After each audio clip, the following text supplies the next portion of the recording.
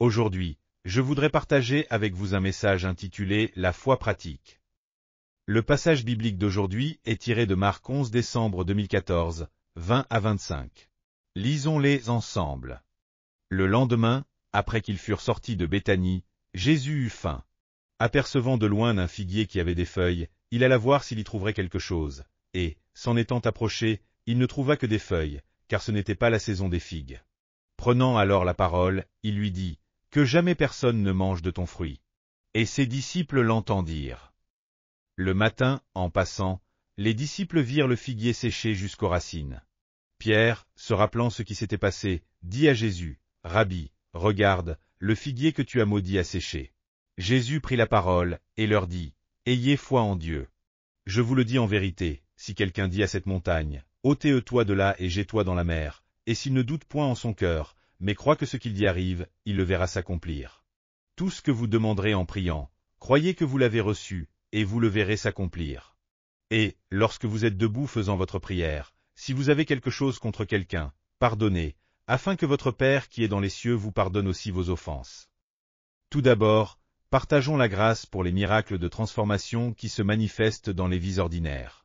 Dieu intervient parfois de manière exceptionnelle dans nos vies pour répondre à nos prières ardentes, mais la plupart du temps, il manifeste ces miracles au sein de notre quotidien ordinaire. Pour expérimenter ces miracles dans la vie de tous les jours, il ne suffit pas de garder nos pensées ou nos rêves au fond de nous. Il faut les exprimer clairement avec nos lèvres. Si nous gardons nos rêves à l'intérieur de nous, ils risquent de s'effacer, mais lorsqu'ils sont exprimés par nos lèvres, ils suivent une spiritualité de 4e dimension et prennent de l'énergie à travers la confession de nos paroles.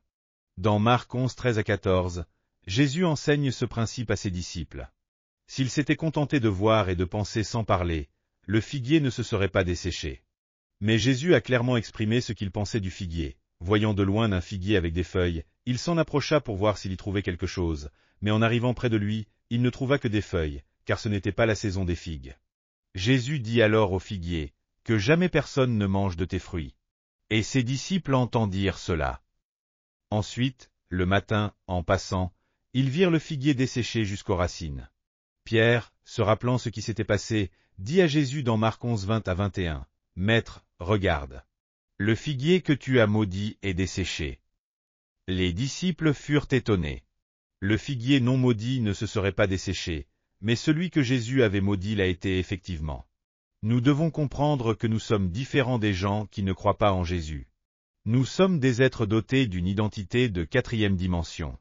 Comme Jésus l'a dit à Nicodème, celui qui n'est pas né de nouveau ne peut pas comprendre ou saisir les réalités spirituelles.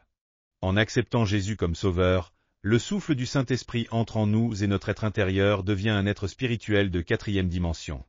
Un être spirituel possède un pouvoir créatif dans ses paroles. Ainsi, un croyant spirituel ne doit pas parler à la légère. Quelles que soient nos actions, si nous sommes conscients de notre identité de personne spirituelle de 4e dimension, et que nous écrivons clairement ou parlons avec précision, des œuvres créatives se manifesteront à travers nous. John C. Maxwell, un expert en leadership mondial, affirme que 95% des gens n'ont jamais écrit leurs objectifs de vie. Cependant, parmi les 5% qui l'ont fait, 95% ont atteint leurs objectifs. Lorsque nous notons nos objectifs par écrit, il est beaucoup plus probable que nous les réalisions. De plus, nous devons exprimer nos objectifs verbalement. Lorsque nous les exprimons avec nos lèvres, le monde créatif de 4e dimension commence à se manifester dans le monde de la 3e dimension. Dans Genèse 1:2, il est écrit, « La terre était informe et vide, il y avait des ténèbres à la surface de l'abîme, et l'Esprit de Dieu se mouvait au-dessus des eaux. » Lorsque l'Esprit de Dieu, qui est de 4e dimension, se mouvait au-dessus des eaux, la lumière, l'étendue et le monde ont été créés. Avant de croire en Jésus, notre esprit était mort et dépourvu de toute spiritualité créative. Mais en croyant en Jésus, notre esprit est ressuscité, et nous sommes devenus des personnes dotées d'une spiritualité créative de 4e dimension, avec un pouvoir créatif. Cependant, beaucoup de croyants ne réalisent pas cela aujourd'hui et tremblent de peur, alors que le pouvoir créatif de Dieu est en eux. Même face à des épidémies comme le MERS, nous possédons le pouvoir créatif de Dieu. Si nous proclamons « Au nom de Jésus de Nazareth, retire-toi », la maladie s'enfuira immédiatement, mais au lieu de cela, nous tremblons de peur, ce qui est problématique. Nous devons reconnaître que le pouvoir de Dieu, capable de ressusciter les morts et de faire exister ce qui n'existait pas, est en nous. Une cloche ne sonne que lorsqu'elle est frappée. De même, la foi n'existe que lorsqu'elle est mise en pratique, et l'amour ne devient réel que lorsqu'il est exprimé. Tant que notre spiritualité de 4e dimension ne donne pas d'ordre créatif, elle reste inactive. Si notre vie n'apporte pas de fruits et se contente d'être comme des feuilles sans fruits, nous serons réprimandés par le Seigneur. Dans Luc 13, 6-7, il est dit, il dit cette parabole, un homme avait un figuier planté dans sa vigne. Il vint y chercher du fruit et n'en trouva point. Il dit alors au vigneron, voilà 3 ans que je viens chercher du fruit sur ce figuier et que je n'en trouve pas. Coupe-le. Pourquoi occupe-t-il la terre inutilement? Une foi sans action, une foi sans fruit, est une foi morte. Nous devons comprendre que notre vie est différente de celle d'autrefois. Nous ne sommes ni des personnes de 1re dimension, ni de 2e dimension. Nous ne sommes pas non plus des personnes enchaînées par le monde matériel de la 3e dimension. Nous sommes des êtres créatifs dotés d'une spiritualité de 4e dimension, où les paroles que nous prononçons se réalisent. C'est pourquoi les parents chrétiens doivent bénir leurs enfants en disant « Tu es merveilleux. Tu es fort. Tu es en bonne santé. Tu accomplirás de grandes choses. » Les paroles de 4e dimension qui sortent de notre bouche deviennent des paroles créatives, et ces choses se réalisent réellement. Lorsque Jésus guérissait les malades, il ne posait presque jamais directement les mains sur eux. Il disait plutôt « Qu'il te soit fait selon ta foi. » Vea, ta foi te a sauvé. Par en paix. Par ces paroles, il guérissait et prenait soin des gens. Pendant trop longtemps, nous avons simplement pratiqué la religion sans vivre selon le pouvoir de Dieu. Le monde matériel de la 3e dimension est soumis à l'autorité de la dimension spirituelle de 4e dimension. Nous possédons cette autorité spirituelle. Par conséquent, les maladies, les épreuves et les souffrances du monde doivent se soumettre à nos ordres, et nous avons également le pouvoir de repousser l'autorité du diable. La Bible, la parole de Dieu, est une expression de la spiritualité de 4e dimension. C'est pourquoi les gens du monde ne peuvent ni la comprendre ni l'interpréter. Mais pour nous, qui possédons cette spiritualité, la parole de Dieu est vivante, efficace, et plus tranchante qu'une épée à double tranchant, capable de discerner les pensées et les intentions du cœur. Ainsi, si nous lisons et étudions diligemment la parole de Dieu, elle devient une arme spirituelle. Il ne faut jamais oublier que cette parole nous appartient véritablement. Deuxièmement, partageons la grâce pour les personnes spirituelles qui dominent le monde de la 3e dimension. Nous croyons en Dieu. Dieu est de notre côté. Le Saint-Esprit est l'Esprit de Dieu, et le Saint-Esprit est aussi notre esprit. Romains 4, 17-18 dit, il est écrit, je t'ai établi père d'un grand nombre de nations. Il est notre Père devant celui en qui il crut, Dieu qui donne la vie aux morts et qui appelle les choses qui ne sont point comme si elles étaient. Nous devons avoir une foi audacieuse comme celle d'Abraham. Nous ne devons pas reculer, être négatifs ou craindre. Puisque Dieu, qui ressuscite les morts et appelle ce qui n'existe pas comme si cela existait, est avec nous, nous devons avoir ce genre d'assurance en nous. Comme Abraham, espérons contre toute espérance, croyons contre toute croyance et persévérons jusqu'au bout. Notre être intérieur, notre être spirituel, a le pouvoir de dominer notre être physique et notre environnement. C'est pourquoi, lorsque nous avons un rêve ou une vision, nous devons croire en eux et les exprimer avec nos lèvres. Marc 11, 23-24 dit, « Je vous le dis en vérité, si quelqu'un dit à cette montagne, ôte-toi de là et jette-toi dans la mer, et s'il ne doute point dans son cœur, mais croit que ce qu'il dit arrive, cela lui sera accordé. » Tout au long de notre vie, nous sommes confrontés à des problèmes aussi grands que des montagnes. Lorsque de tels problèmes se présentent, nous devons utiliser notre bouche, la spiritualité de 4e dimension, et leur ordonner de s'en aller. Au nom de Jésus, que tous ces problèmes personnels, familiaux, professionnels se retirent. Et le Saint-Esprit, comme il se mouvait au-dessus des eaux, fera en sorte que ces montagnes de problèmes soient déplacées. Mais beaucoup demandent, comment puis-je surmonter le doute qui surgit dans mon cœur lorsque j'essaie de vivre avec la spiritualité de 4e dimension? Nous devons combattre le doute. Nous devons chasser le doute et prononcer des paroles opposées au doute. Lorsque le diable a tenté Ève, il a chuchoté. Est-il vrai que Dieu vous a dit de ne pas manger de l'arbre de la connaissance du bien et du mal? À ce moment-là, si Ève avait répondu, Dieu m'a dit de ne pas parler au diable. Retire toy. Tout aurait été bien. Mais au lieu de cela, elle a commencé à discuter avec le serpent. En entamant un dialogue avec lui, elle a ouvert la porte à l'incertitude. Lorsque nous faisons face aux doutes dans nos vies, nous ne devons pas entrer en conversation avec le diable qui murmure à nos oreilles.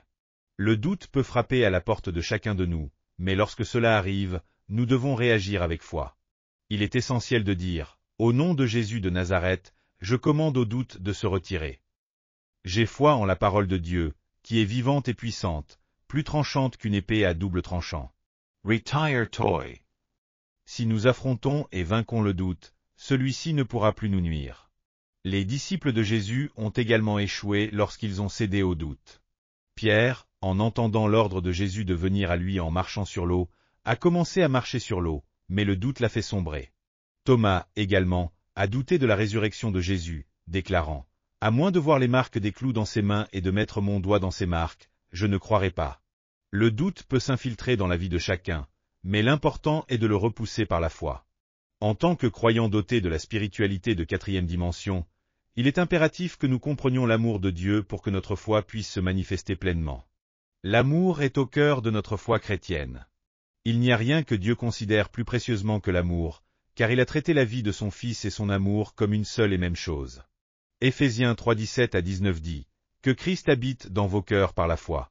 Étant enraciné et fondé dans l'amour, vous puissiez comprendre avec tous les saints quelle est la largeur, la longueur, la profondeur et la hauteur, et connaître l'amour de Christ, qui surpasse toute connaissance, afin que vous soyez remplis de toute la plénitude de Dieu. » La foi naît de l'amour, et notre Seigneur nous a montré cet amour à travers la croix.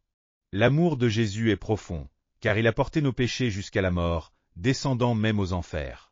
L'amour de Jésus est long, car il est Dieu, existant depuis l'éternité et aimant pour l'éternité. L'amour de Jésus est large, embrassant toute la terre. Ainsi, personne ne peut nous séparer de l'amour de Christ. Lorsque nous comprenons cet amour, la foi grandit en nous. Troisièmement, partageons la grâce pour les conditions dans lesquelles la foi agit. Lorsque nous nous attachons à Jésus-Christ et que nous l'aimons, notre foi agit avec une puissance étonnante. Mais lorsque la haine entre dans nos cœurs, elle attire le diable, qui nous apporte insécurité et peur, menant à la défaite. Dieu a tant aimé le monde qu'il a aimé l'humanité en premier, mais il aime aussi les arbres, les plantes, les animaux et toutes les créatures matérielles. Un jour, j'ai entendu parler d'un fermier en Californie qui cultivait des oranges. Chaque matin, en traversant ses champs, il disait à ses orangers, « Je t'aime. Merci de grandir si bien. » Les orangers souriaient à leur propriétaire quand il entrait dans le verger. Non seulement ils souriaient, mais ils ne tombaient pas malades, n'étaient pas attaqués par des parasites et croissaient merveilleusement bien. Ce n'était pas seulement le témoignage de cet homme. Un célèbre agronome japonais a également rapporté une histoire similaire. En passant dans les rizières pendant que le riz mûrissait, il murmurait « Petit riz, pousse bien, je t'aime », et ces plants de riz donnaient une récolte plusieurs fois supérieure à celle des plants non félicités.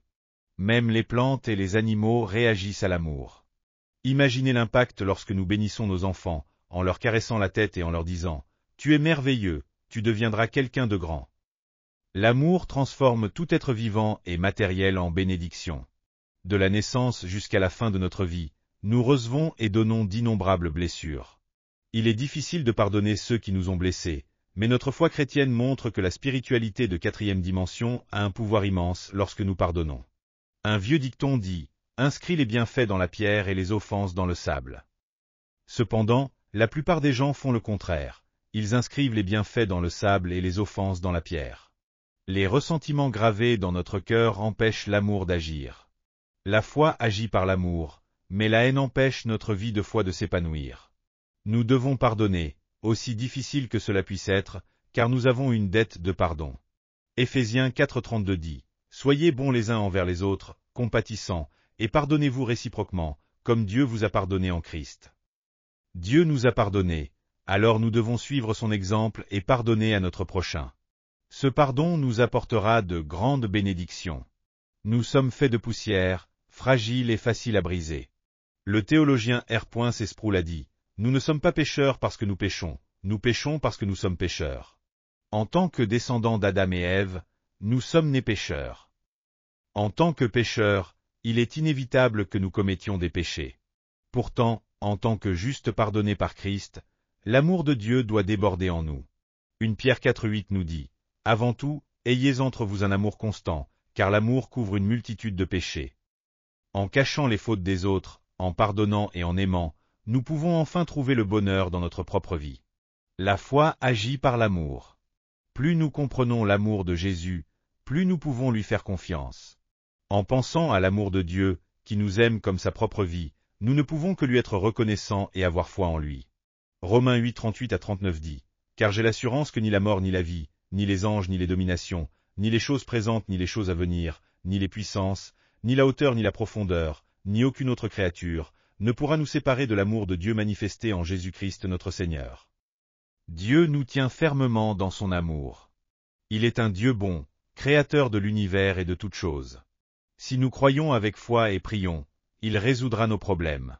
La question essentielle est, qui est Dieu?